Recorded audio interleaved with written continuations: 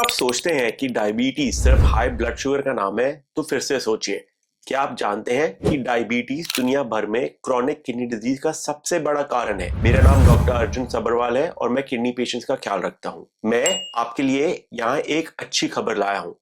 नए इलाज और क्लिनिकल ट्रायल्स इस चीज को बदल रहे हैं और पहले से ज्यादा उम्मीद दे रहे हैं। अगर आप अपने किडनीज को सेफ रखना चाहते हैं और अपने डायबिटीज को कंट्रोल करना चाहते हैं, तो ये वीडियो आपके लिए लाइफ चेंजिंग हो सकती है। ये प्रोटीन यूरिया सीरीज की दूसरी वीडियो है और मैं आपसे रिक्वेस्ट करता हूं कि आपको इस वीडियो को एंड तक देखना चाहिए। अगर आप डॉक्टर हैं, पेशेंट हैं या केयर टेकर हैं, ये वीडियो आपके लिए जरूर हेल्पफुल होगी। आप चैनल को सपोर्ट भी कर सकते हैं बाय सब्सक्राइबिंग बिलो और बाय बिकमिंग अ मेंबर। मैं एक नया फीचर शुरू कर रहा हूं। अगर आप कोई सवाल पूछते हैं नीचे कमेंट्स में, तो मैं उस टॉपिक पे शॉर्ट वीडियो बनाऊंगा ताकि आप बेटर समझ सके। तो नीचे कमेंट करना ना भूलिए ताकि मैं आपके सवालों का जवाब दे सकूं। चलिए अब ये वीडियो को शुरू करते हैं। पहले ये समझते हैं कि डायबिटीज किडनी को नुकसान क्यों पहुंचाती है। ये सिर्फ हाई ब्लड शुगर का मामला नहीं है। ये समझना चाहिए कि शुगर के लॉन्ग टर्म इफेक्ट्स आपकी बॉडी पे क्या हो सकते हैं। यहाँ ब्रेक डाउन करते हैं। हाई ग्लूकोज लेवल्स किडनीज के छोटे ब्लड वेसल्स जो ग्लोमेरुलाई कहलाते हैं को नुकसान पहुंचा सकते हैं, जिससे प्रोटीन यूरिन में लीक होता है और प्रोटीन यूरिया की वजह से किडनी फंक्शन डिक्लाइन होता है। इसे ऐसे समझिए, आपके किडनीज एक फिल्टर की तरह है और हाई ब्लड शुगर इसमें सिरप डालने जैसा है। समय के साथ फिल्टर जैम हो जाता है और टूटने लगता है। Chronic high blood sugar inflammation और ऑक्सीडेटिव स्ट्रेस को ट्रिगर करता है, जो किडनीज को और तेजी से नुकसान पहुंचाती है। इंटरनेशनल डायबिटीज फेडरेशन के अनुसार दुनिया भर में 50 करोड़ लोगों को डायबिटीज है और अगर उनका डायबिटीज कंट्रोल में नहीं रखा तो बहुत से लोगों को किडनी की कॉम्प्लिकेशंस हो सकती है। 30% टाइप 1 डायबिटीज और 10 to 40% टाइप 2 डायबिटिक पेशेंट्स को किडनी डिजीज हो सकती है आगे जाके। लेकिन यहाँ पर एक अच्छी खबर है, समय रहते पता चलना और प्रोएक्टिव मैनेजमेंट से आप अपने रिस्क को काफी कम कर सकते हैं। और अब नए थेरेपीज और रिसर्च जैसे स्टेम सेल थेरेपी और स्मार्ट इंसुलिन थेरेपी जैसे नए एडवांसमेंट्स के साथ हमारे पास और भी ज्यादा टूल्स है इसको ठीक करने के लिए। चलिए इसके बारे में और बात करते हैं। ये थेरेपीज ने कई लोगों की जान बचाई है, लेकिन ये परफेक्ट नहीं है। आइए इन्हें समझते हैं। मेटफॉर्मिन ये टाइप 2 डायबिटीज के लिए पहला इलाज है। इसके क्या फायदे हैं? लिवर में ग्लूकोज प्रोडक्शन को कम करता है और इंसुलिन सेंसिटिविटी को भी इंक्रीज करता है। इसकी क्या कमियां हैं? अकेले ये आपके किडनीज या दिल को पूरी तरह से सुरक्षित नहीं रखता और सिर्फ डायबिटीज पे फोकस है। इंसुलिन थेरेपी टाइप 1 डायबिटीज के लिए जरूरी है और कुछ टाइप 2 डायबिटीज मरीजों के लिए भी चाहिए होता है। इसके फायदे यही है कि सही इस्तेमाल से आप अपने ब्लड शुगर को कंट्रोल कर सकते हैं। कमियां हैं कि डायरेक्टली किडनीज या दिल की सुरक्षा अगेन नहीं करता और गलत इस्तेमाल से लो ब्लड शुगर का खतरा भी हो सकता है। तीसरी चीज है लाइफस्टाइल और डाइटरी चेंजेस। रिफाइंड कार्ब्स कम करना, फाइबर और प्लांट बेस्ड प्रोटीन बढ़ाना। अगर हम एक्सरसाइज की बात करें तो रेगुलर एरोबिक और रेजिस्टेंट ट्रेनिंग से आपका HbA1c कम होता है और किडनीज की सेहत भी बेटर होती है। वेट मैनेजमेंट एक बहुत इंपॉर्टेंट चीज है। सिर्फ 5 to 10% वजन कम करने से इंसुलिन सेंसिटिविटी और किडनी आउटकम में बेहतर सुधार देखने को मिला है। ये थेरेपीज फाउंडेशन है, लेकिन ये डायबिटीज के साथ आने वाले कार्डियोवास्कुलर या दिल के और किडनी रिस्क को पूरी तरह से नहीं संभालती।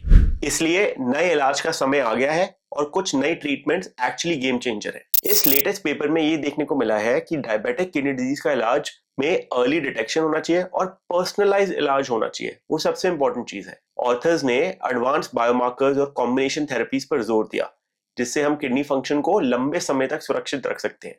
उनका कहना यही था कि अगर हम इन्फ्लेमेशन और ऑक्सीडेटिव स्ट्रेस को कम करें और उसकी जो रूट कॉज है उसको ठीक करें, तो किडनी फंक्शन को प्रिजर्व किया जा सकता है। ये पेपर ये भी समझाता है कि सबके लिए एक इलाज नहीं है। हर मरीज का इलाज अलग हो सकता है और पर्सनलाइज हो सकता है। आगे वाले therapy such as stem cell therapy और स्मार्ट इंसुलिन के बारे में भी बात करी। यहाँ पर चीजें इंटरेस्टिंग हो जाती है। पिछले कुछ सालों में हमने डायबिटीज और किडनी डिजीज के लिए कुछ ऐसे ब्रेक थ्रूज देखे हैं जो सब कुछ बदल रहे हैं। मैं इस वीडियो में 3 सबसे बड़े ब्रेक थ्रूज के बारे में बात करना चाहता हूँ। पहली चीज है SGLT2 इनहिबिटर्स।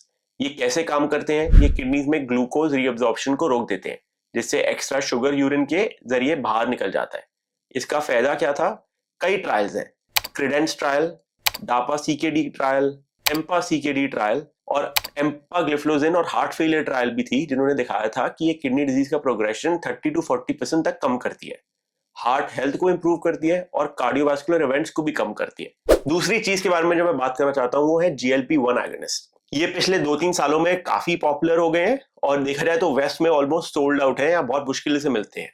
इसके अगर हम एग्जांपल्स की बात करें तो सेमाग्लोटाइड आता है, मुंजारो आता है या टिrzepatide आता है। ये GLP-1 हार्मोन के तरह काम करते हैं, इंसुलिन सिक्रीशन को बढ़ाते हैं और ग्लूकागॉन रिलीज को कम करते हैं। इसके फायदे यही है कि आपको वेट लॉस में बहुत हेल्प होता है, वजन कम करने से टाइप 2 डायबिटीज भी इंप्रूव होती है। अगर हम कुछ ट्रायल्स की बात करें तो लीडर ट्रायल थी जिसमें लीराग्लोटाइड यूज हुआ था, और सस्टेन 6 ट्रायल सीमाग्लोटाइड जैसे ट्रायल्स में देखा गया था कि कार्डियक इवेंट्स काफी कम हुए। मैं एक और ट्रायल के बारे में बात करना चाहता हूँ, सरमाउंट ट्रायल।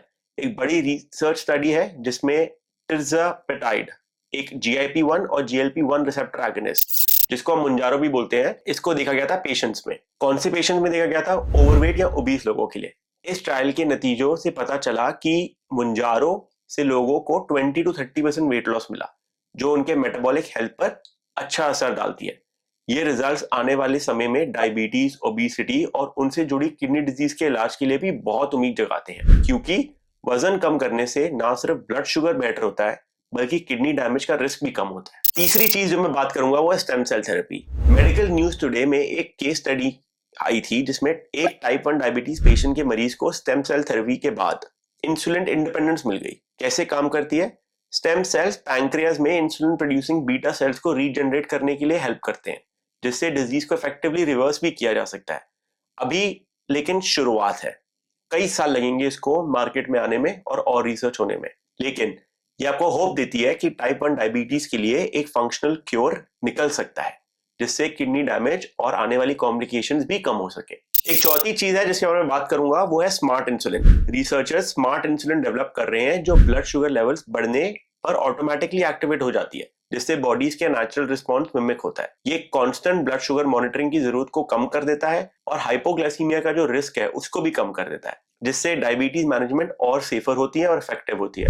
ये सिर्फ ब्लड शुगर काम करने वाले ड्रग्स नहीं, ये मल्टीपर्पज टूल्स हैं जो आपकी किडनीज, दिल और ओवरऑल हेल्थ की सुरक्षा करते हैं। स्टेम सेल थेरेपी और स्मार्ट इंसुलिन जैसे ब्रेक थ्रूज के साथ डायबिटीज केयर पहले से ज्यादा बेटर ट्रीटमेंट हो सकता है। तो ये स्पेस जरूर चेकआउट करें एंड इसके आगे जो रिसर्च आएगी मैं इसके ऊपर आपको अपडेट्स देते रहूंगा। अब बात करते हैं कि आप अपने किडनीज को सुरक्षित रखने और डायबिटीज को कंट्रोल करने के लिए क्या कर सकते हैं। यहाँ कुछ इंपॉर्टेंट पॉइंट्स हैं जो आपको देखने चाहिए। पहली चीज है HbA1c लेवल। ज्यादातर पेशेंट्स के लिए लेस देन 7% रखें, लेकिन ये एज, कोमोर्बिडिटीज और हाइपोग्लाइसीमिया के खतरे के अनुसार एडजस्ट हो सकती है। बट रिसर्च ने दिखाया है कि अगर आपका HbA1c लेवल 7 से कम हो तो रिस्क ऑफ किडनी डिजीज कम हो जाता है। ब्लड प्रेशर की बात करें तो less than 130/80 millimetre of mercury होना चाहिए, खासकर उन मरीजों के लिए जिनको किडनी डिजीज है। वेट लॉस, सिर्फ 5 to 10% वेट लॉस, जो आपका करंट वेट है उससे सिर्फ 10% कम करके आप अपनी मेटाबॉलिक हेल्थ और कार्डियोवास्कुलर हेल्थ को इंप्रूव कर सकते हैं। चौथी चीज है रेगुलर किडनी स्क्रीनिंग। हर साल अपना EGFR कराइए, एल्बुमिन क्रिएटिनिन रेशियो करवाइए और अपने आई का चेकअप भी करवाइए। इन लक्ष्यों को जल्दी और कंसिस्टेंटली हिट करके आप अपने किडनी कॉम्प्लिकेशंस का रिस्क 30 to 40% तक कम कर सकते हैं। ये बहुत बड़ा नंबर है। डायबिटीज और किडनी केयर का भविष्य पहले से ज्यादा रोशन है। इसके क्या कारण है? Better outcomes. डापा CKD जैसे ट्रायल्स दिखाते हैं कि हम किडनी फंक्शन डिक्लाइन को स्लो कर सकते हैं। सिर्फ सिम्टम्स को मैनेज करने के बजाय हम कार्डियोवास्कुलर हेल्थ को भी इंप्रूव कर सकते हैं। डायलिसिस की कम जरूरी। नए इलाज के साथ कम मरीज डायलिसिस या ट्रांसप्लांट तक पहुंचते हैं। अगर हम अर्ली डिटेक्शन करें तो बेटर रिजल्ट्स मिलते हैं। कंटिन्यूस ग्लूकोज मॉनिटरिंग और टेलीहेल्थ जैसे टेक्नोलॉजी से 24/7 डायबिटीज मैनेजमेंट आसान हो गया है। स्टेम सेल थेरेपी और स्मार्ट इंसुलिन, ये ब्रेक थ्रूज डायबिटीज केयर में क्रांति ला सकते हैं, एक फंक्शनल क्योर और सेफर इफेक्टिव मैनेजमेंट का मौका दे सकते हैं। उसके साथ बेहतर जीने की तरफ बढ़ रहे हैं और साथ ही अपने किडनीज की सुरक्षा कर रहे हैं। अगर आपको ये वीडियोस हेल्पफुल लगी तो सब्सक्राइब बटन जरूर दबाएं और नोटिफिकेशन बेल को ऑन करें ताकि आप प्रोटीन यूरिया सीरीज की सारी वीडियोस देख सकें। चैनल को सपोर्ट करने के लिए आप मेंबर बन सकते हैं या सब्सक्राइब कर सकते हैं। मैं एक नया फीचर भी शुरू कर रहा हूं, जैसे मैंने पहले बताया कि अगर आप कोई कमेंट करते हैं तो मैं उस टॉपिक पे एक शॉर्ट बनाने की कोशिश करूंगा। तो नीचे कमेंट करना ना भूलें ताकि मैं आपके सवालों का जवाब दे सकूं। डिस्क्रिप्शन बॉक्स में मेजर क्लिनिकल ट्रायल्स, गाइडलाइंस और स्टेम सेल थेरेपी और स्मार्ट इंसुलिन पर लेटेस्ट रिसर्च के लिंक्स जरूर देखें। अगले एपिसोड में हम स्पेसिफिक पॉपुलेशंस में किडनी डैमेज को स्लो करने की स्ट्रैटेजीज पर बात करेंगे। मैं minimal change disease, membranous nephropathy पर भी वीडियोस बनाऊंगा। देखने के लिए धन्यवाद और याद रखिए, डायबिटीज आपके भविष्य को डिफाइन नहीं करता। सही टूल्स और ज्ञान के साथ आप अपनी सेहत को कंट्रोल कर सकते हैं और अपने किडनीज को सुरक्षित रख सकते हैं। अगली बार मिलते हैं। नमस्ते।